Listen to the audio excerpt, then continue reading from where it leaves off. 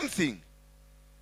Mchina no God na ajui hiyo ni nini unamwambia. Ukimwambia kuna Mungu anakuuliza what is that?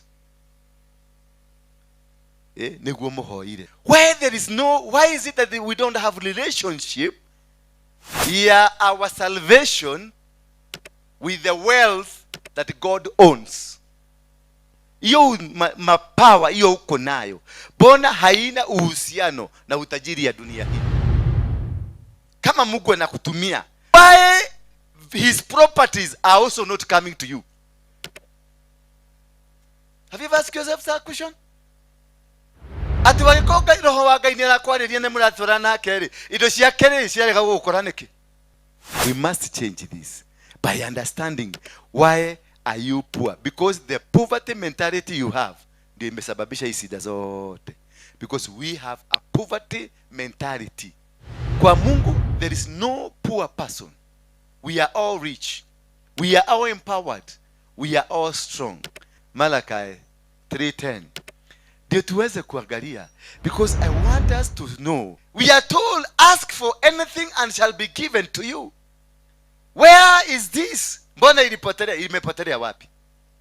Hiyo power hiyo, why is it not translating? Your power, pastor, hiyo nguvu uko nayo ya kuombea, unaniambia uko na uwezo ya kuombea mtu apone, una uwezo ya kuombea bukimu inaenda, una uwezo ya kuombea kansa inaenda. Why is it not translating into the properties of the earth? You are a child of heaven, and in heaven God is the king. The king means that's a kingdom, and the kingdom owns everything on earth, meaning you and anything earthly things zote ni zako. You are part and parcel of it. Why has it not translated? And we will bring the whole tithe. Bring what? The whole tithe into the storehouse, that there may be food in my house. Mbona nyumba hii hatuna chakula? Mbona katika nyumba hii mtu akikuja kuomba chakula atakosa, ataenda bila kitu? Na mbona kwako wewe umetoa tithe? Anasema bring the whole tithe into the house of the storehouse, so that there may be food in it. Where did this food go? If the tithe has been given, where did this food go? Then it continues to say, test me in this. So there is a test here. Test me in this, say the Lord Almighty, and see if I will not throw open the floodgates of heaven and pour out so much blessing that there will be no. But my concern here is not the room. It is so much blessing. Hallelujah. So much what?